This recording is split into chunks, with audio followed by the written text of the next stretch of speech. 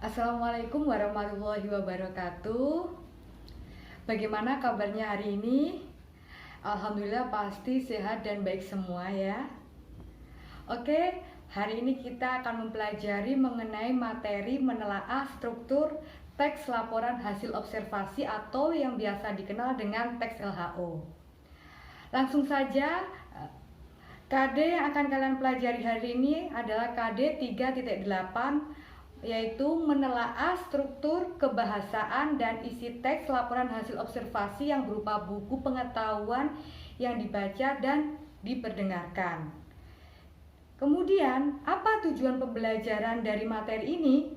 Yaitu melalui kegiatan mengamati teks laporan hasil observasi, peserta didik dapat menjelaskan struktur teks laporan hasil observasi dengan tepat. Terkait dengan manfaatnya, pasti apapun itu materinya pasti akan ada banyak manfaatnya. Jika kemarin kalian mempelajari mengenai teks laporan hasil observasi, mengenai pengertian ciri-ciri, kali ini kalian akan mempelajari mengenai menelaah struktur. Jadi kalian akan mengetahui lagi manfaat lebih. Oke, sebelum memasuki lebih dalam lagi mengenai menelaah struktur teks laporan hasil observasi, sebelumnya apakah kalian masih ingat apa itu observasi? Oke, jika masih samar-samar mengenai apa itu observasi, coba saksikan video berikut ya. Mari disimak bersama-sama.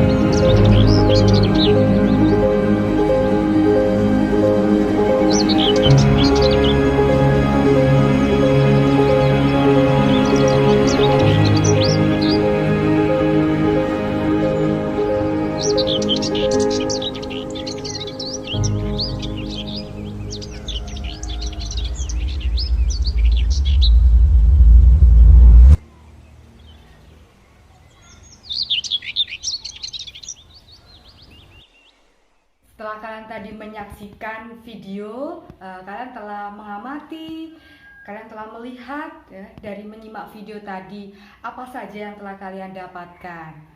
Ya, ada apa saja tadi di video yang telah kalian simak? Ya benar sekali.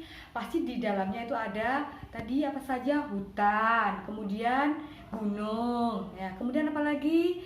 Air, ya, kemudian tumbuhan. Ya benar sekali ya. Jadi dari apa yang telah kalian amati, kalian simak tadi ya, itu bisa dikatakan sebagai observasi. Jadi observasi itu lebih mudahnya bisa dikatakan sebagai sebuah pengamatan. pengamatan. Untuk lebih lengkapnya lagi, apa itu observasi? Nah, baik ya. Observasi ya adalah kegiatan pengamatan terhadap keadaan, objek atau peristiwa yang akan diteliti. Ya. Kemudian setelah dari kalian tadi mengamati ya, tadi kan mengobservasi berarti kan ya. Nah, dari apa yang setelah kalian amati, kalian lihat, kemudian kalian laporkan, yang seperti itu bisa dikatakan sebagai teks laporan hasil observasi. Nah, kemudian untuk lebih lengkapnya lagi mengenai pengertian teks laporan hasil observasi ya, coba ini diperhatikan ya. Nah, sebagai berikut, teks laporan hasil observasi adalah teks yang berfungsi memberikan informasi suatu objek atau situasi setelah diadakan pengamatan atau penelitian secara sistematis. Seperti itu terkait dengan teks laporan hasil observasi. Setelah kalian sudah mengetahui apa itu teks laporan hasil observasi ya, pengertian secara lengkapnya, kita melangkah lebih dalam lagi, yakni pada materi utama, yaitu menelaah struktur teks laporan hasil observasi. Oke, sebelumnya ada yang masih ingat apa itu struktur? Oke, jika masih samar-samar juga ya, silakan perhatikan gambar berikut ya. Setelah kalian memperhatikan gambar berikut, nanti kalian akan mulai memahami, punya gambaran mengenai apa itu struktur. Oke, silakan kalian perhatikan gambar berikut. Oke, ini adalah sebuah gambar. Apa gambar ini? Mengenai apa? Oke, ini adalah gambar candi. Ya, benar sekali ya. Candi apa ini? Ya, Candi Prambanan ya. Candi Prambanan ini bisa berdiri kokoh seperti ini, itu tidak serta-merta. Bangunannya yang kokoh dan tinggi menjulang seperti ini ya, itu pasti dalam proses pembangunannya tidak langsung seperti ini langsung jadi ya. Pasti dimulai dulu dari bagian. Nah, ini mulai dari bagian yang bawah ya. Bawah bisa dikatakan sebagai kaki candi ya. Kemudian bagian tengah, nah ini bisa dikatakan sebagai tubuh candi. Kemudian bagian yang paling atas sendiri ya, ini bisa dikatakan sebagai atap candi. Nah, jadi bangunan candi bisa berdiri kokoh dan menjulang seperti ini ya, tidak serta-merta. Karena candi sendiri itu bisa berdiri seperti ini juga terdiri dari bagian. Oke, sama halnya dengan teks LHO atau teks laporan hasil observasi.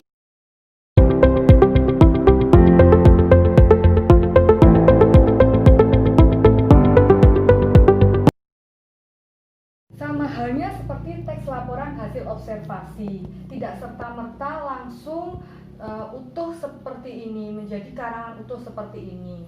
Teks laporan hasil observasi ini juga terdiri dari bagian-bagian juga, sama halnya seperti bangunan Candi Prambanan tadi, juga tidak bisa langsung berdiri kokoh seperti itu, tapi juga ada bagian-bagian ya.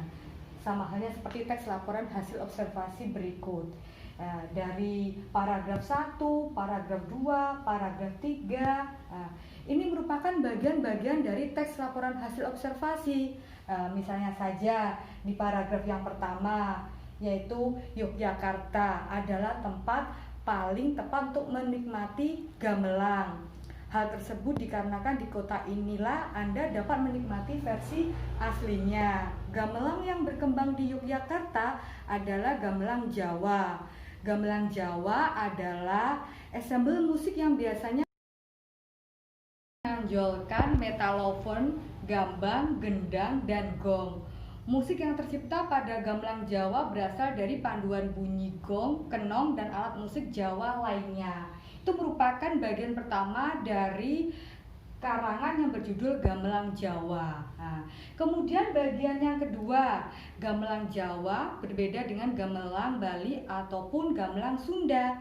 Gamelan Jawa memiliki nada yang lebih lembut dan slow, berbeda dengan gamelan Bali yang rancak dan gamelan Sunda yang sangat mendayu-dayu serta didominasi suara seruling.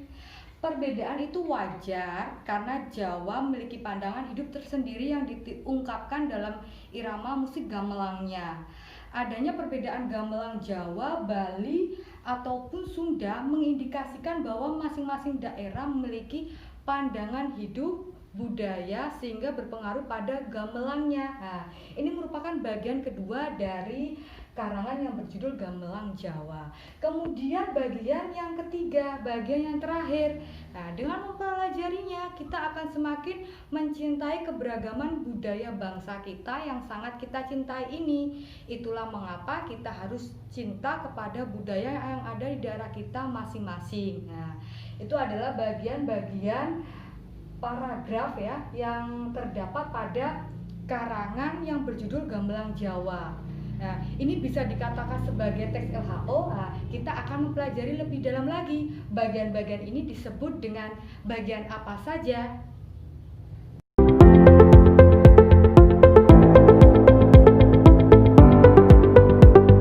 Yang tadi memperhatikan antara gambar candi dengan contoh dari sebuah teks LHO yang terdiri dari beberapa bagian. Kira-kira kalian sudah memahami apa itu struktur? Oke, benar sekali. Struktur itu adalah bagian-bagian. Jadi kalau kita berbicara mengenai struktur teks laporan hasil observasi, berarti bagian-bagian dari teks laporan hasil observasi. Jadi kita akan mengetahui dari contoh teks laporan hasil observasi tadi itu dari paragraf 1, paragraf 2, paragraf 3, paragraf tersebut kira-kira masuk ke dalam bagian-bagian apa saja dalam struktur teks laporan hasil observasi. Sebelum masuk ke situ lebih dalam lagi, coba kalian pahami dulu apa saja struktur teks laporan hasil observasi sebelum kalian mencoba untuk menelaah strukturnya. Oke, ada berapa struktur teks laporan hasil observasi? Ya, struktur teks laporan hasil observasi itu ada 3. Nah, yang pertama, definisi umum atau pernyataan umum. Kemudian yang kedua, deskripsi bagian. Kemudian yang ketiga, simpulan. Nah, kemudian biar kalian semakin paham lagi apa pengertian dari masing-masing bagian tersebut, coba kalian sambil perhatikan ya. Yang pertama tadi, struktur yang pertama definisi umum atau pernyataan umum adalah mengandung keterangan umum mengenai subjek yang dilaporkan. Pernyataan umum mengandung informasi atau informasi tambahan tentang hal yang dilaporkan. Jadi kalian bisa menggambarkan kalau seandainya paragraf pertama itu mengandung keterangan umum, bisa dikatakan paragraf awal itu merupakan bagian dari definisi umum atau pernyataan umum seperti itu. Kemudian yang kedua, deskripsi bagian. Deskripsi bagian itu mengandung rincian hal-hal yang dilaporkan. Jika seandainya itu binatang bisa berupa ciri fisik, makanan, habitat, perilaku. Misalnya saja kucing. Ciri fisiknya kucing itu apa? Memiliki bulu, kemudian memiliki kumis, seperti itu, memiliki cakar. Kemudian makanannya apa? Ikan, seperti itu. Kemudian seandainya jika itu tumbuhan, bisa berupa ciri fisik, akar, bunga, buah, atau perincian bagian yang lainnya. Misalnya saja bunga mawar. Bunga mawar berwarna merah. Tapi tidak selalu berwarna merah, bisa jadi. Kemudian memiliki duri. Seperti itulah ciri dari tumbuhan, lebih tepatnya tumbuhan mawar. Kemudian tidak jarang juga manfaat dan nutrisi juga dipaparkan pada bagian ini, bagian deskripsi ini. Kalau yang dilaporkan berupa objek, deskripsi bagian berisi klasifikasi objek dari berbagai segi dan deskripsi manfaat suatu objek, sifat-sifat khusus objek seperti itu. Kalau seandainya misalnya saja pantai, pantai selain digunakan untuk tempat wisata juga bisa digunakan untuk mencari ikan. Nah, ini juga merupakan salah satu deskripsi dari segi deskripsi manfaat. Nah, objeknya apa? Pantai itu sendiri, seperti itu. Kemudian untuk bagian kedua sudah runtut ya. Demikian dari deskripsi bagian yang disampaikan ya, sudah mengandung rincian yang dilaporkan pada intinya dari pengertian deskripsi bagian ini ya. Kemudian kita akan melangkah ke struktur yang ketiga, yakni simpulan. Nah, simpulan ini sifatnya opsional, bisa ada bisa tidak ya. Jadi biar kalian lebih paham apa itu simpulan ya. Simpulan mengandung ringkasan umum hal yang dilaporkan ya. Karena memang ini sifatnya boleh ada, boleh tidak. Jadi kalau seandainya kalian menelaah struktur teks laporan hasil observasi, jika kalian tidak menemukan ya tidak masalah, karena memang sifatnya yang opsional seperti itu. Oke ya, itu tadi pemahaman mengenai struktur teks laporan hasil observasi ya. Sekarang kita akan coba menelaah struktur teks laporan hasil observasi ya. Silakan kalian perhatikan.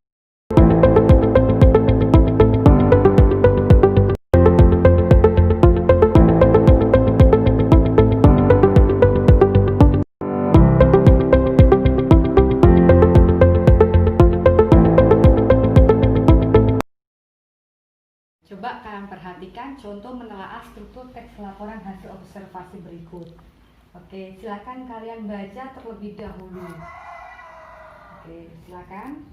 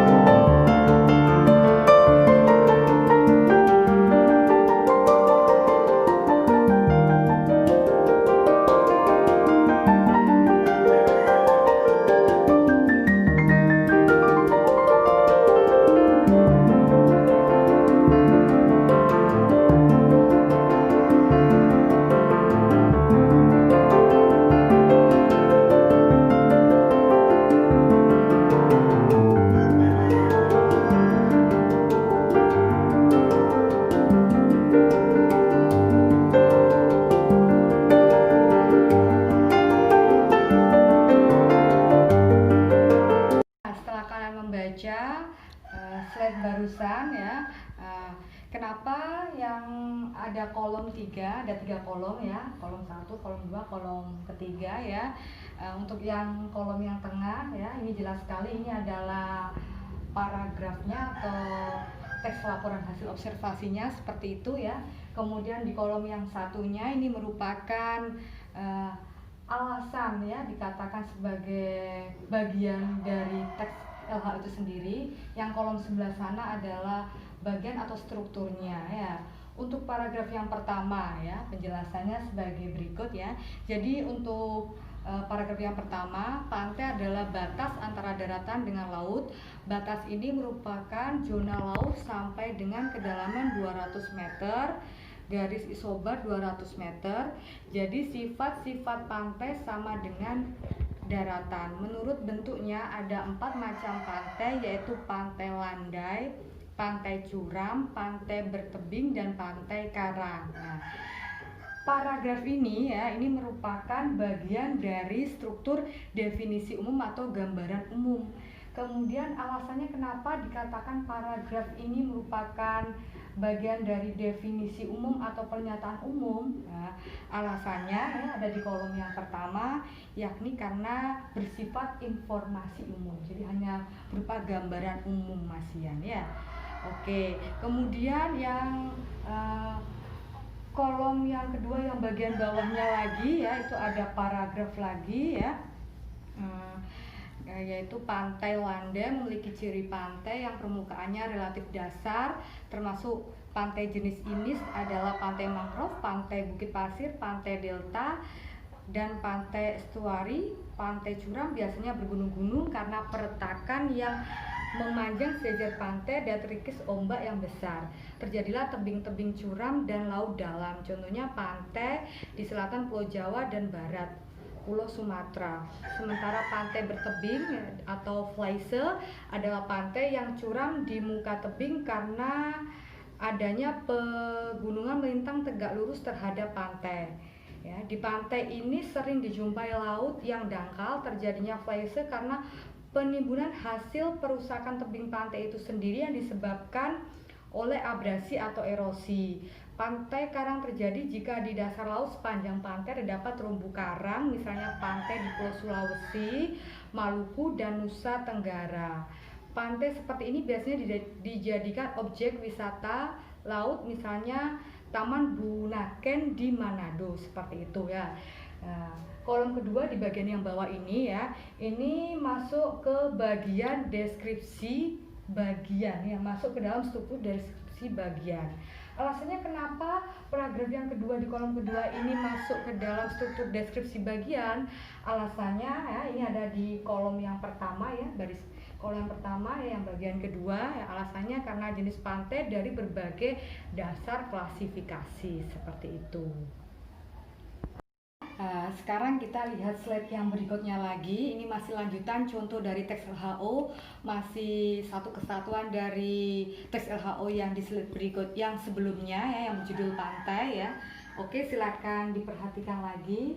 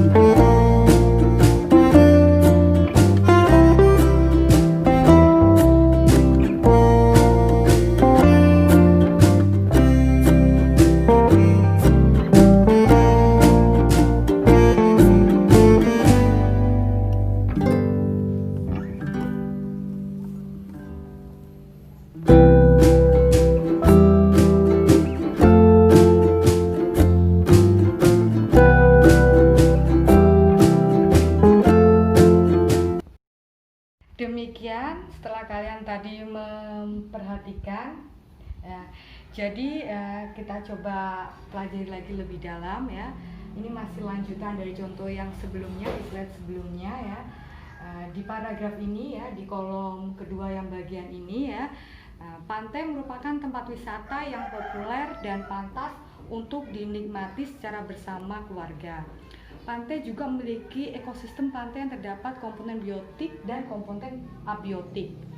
Komponen biotik di pantai terdiri atas tumbuhan dan hewan yang hidup di daerah pantai.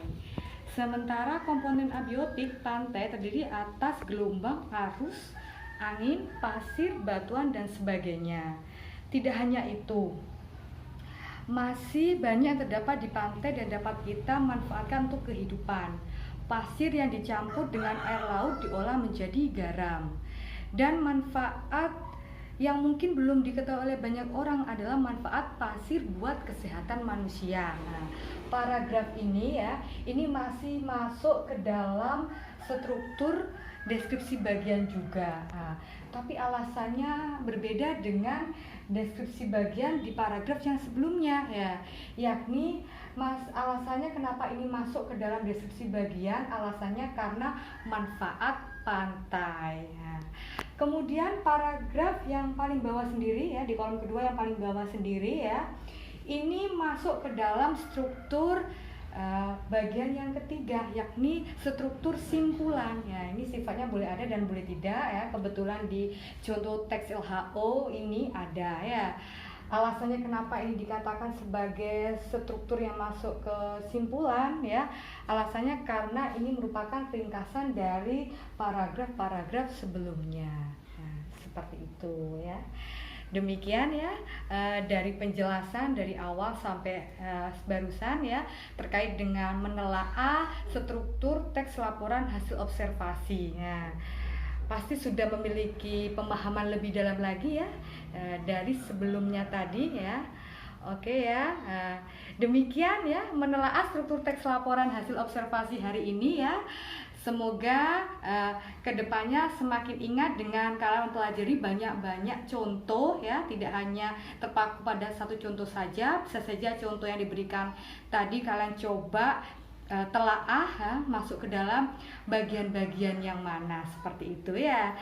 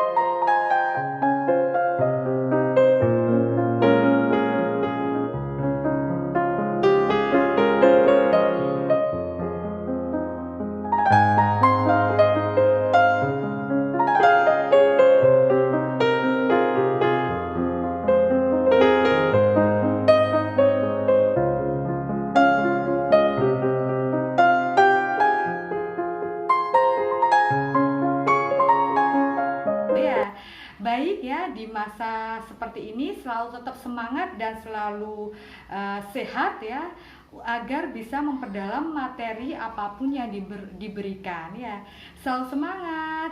Wassalamualaikum warahmatullahi wabarakatuh.